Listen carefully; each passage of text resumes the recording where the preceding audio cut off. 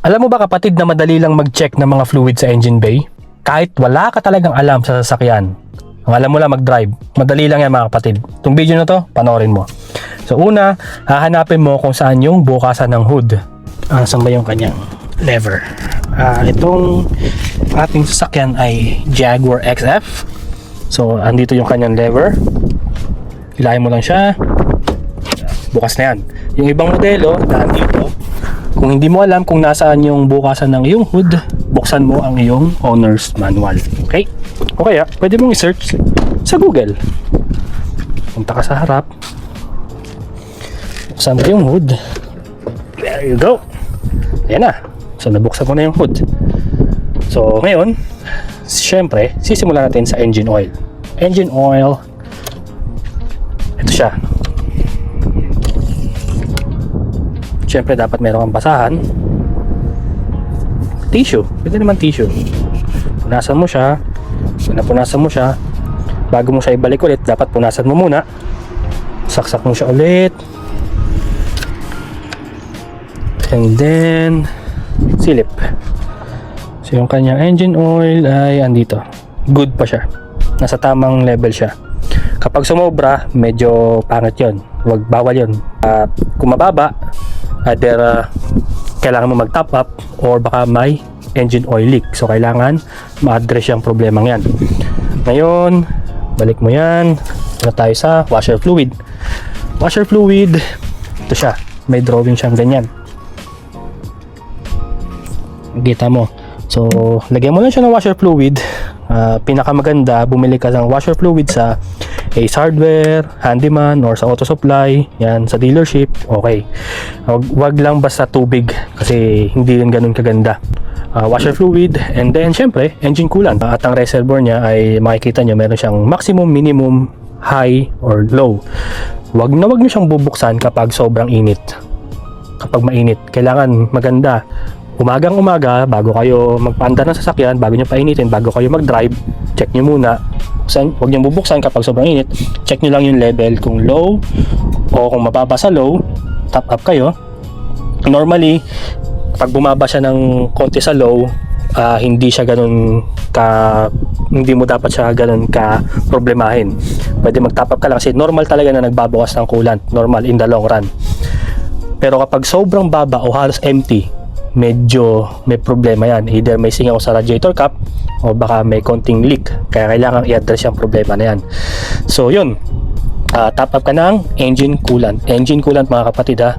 Kung meron ka namang distilled at wala kang engine coolant, pwede na naman distilled water, pero hindi ko ina-advise. Ang mas maganda talaga ay engine coolant, kung ano yung para talaga sa modelo ng inyong sasakyan.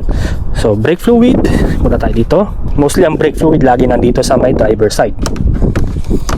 Yan, buksan mo lang yan, depende sa modelo ha. Makikita nyo siya, meron siyang maximum, meron siyang minimum, at kapag below minimum, yung mababa talaga sa minimum, maaaring may fluid leak yan. So kailangan ma-check kung meron siyang fluid leak sa ilalim, sa mga preno mo, sa maaaring sa brake caliper o sa brake drum. Kailangan ma-address yan kapag sobrang baba. Ma-address kung ano yung problema, kailangan magawa muna, kasi hindi ka lang basta magta-top up kapag mababa yung fluid. Maaari din kasi manipis na yung brake pad mo, kaya mababa yung brake fluid. So hindi basta-basta nagta-top up mga kapatid. Now, okay na tayo sa brake fluid. Kapag ang sasakyan nyo yung automatic transmission at meron siyang dipstick, hindi siya basta-basta sinetest ng ganun, sinecheck ng ganun. May proseso yan. Kailangan painitin yung makina, ganyan-ganyan. May certain temperature. So medyo mas malalim yung usapin na yun. Sa susunod na mga video natin yung pag-usapan. Tandaan, ang bawat modelo, hindi lahat pare-parehas yung mga takip.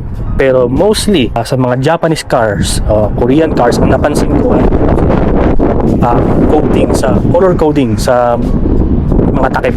Kung tawagin na all white check up. All white check up. Pag sinabing all white check up, kung makikita nyo yung dipstick ng kanyang engine oil kulay puti. Ito hindi, dilaw to eh. Sa engine coolant niya, puti. Sa washer fluid, puti. Sa takip ng brake fluid, puti. Kaya tinawag na oil white check up. Kaya kung medyo confused kayo, tignan nyo sa inyong owner's manual kung saan yung location ng mga fluid na inyong checkin. Okay? So, hindi mahirap ang mag-check at hindi rin ganun katagal. Napakabilis na mag-check. At least kapag nag-drive ka, bago ka bumiyahe ng malayo, kampante ka.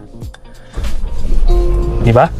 At kagaya nga ng sabi ko sa inyo mga kapatid, kapag hindi nyo talaga alam kung saan yung location at ano yung specs, ano yung fluid na dapat ilagay, kunin mo sa iyong glove box ang iyong owner's manual.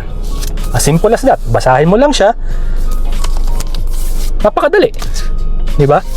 Ngayon, kung talagang tinatamad ka, dali mo sa dealership o kaya dali mo sa trusted mechanic mo.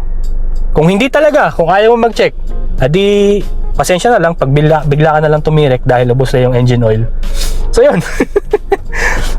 Kaya lagi kong pinapaalala sa inyo mga kapatid na hindi lang dapat tayo puro drive. Kailangan meron tayong kahit konting kaalaman sa pag-check ng mga fluid sa inyong engine bay.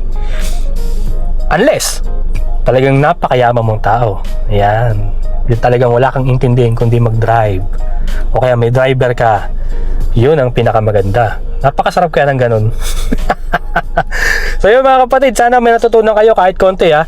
At lagi kong pinapaalala na lagi niyong tatandaan na laging lamang ang nanlalamang. Okay?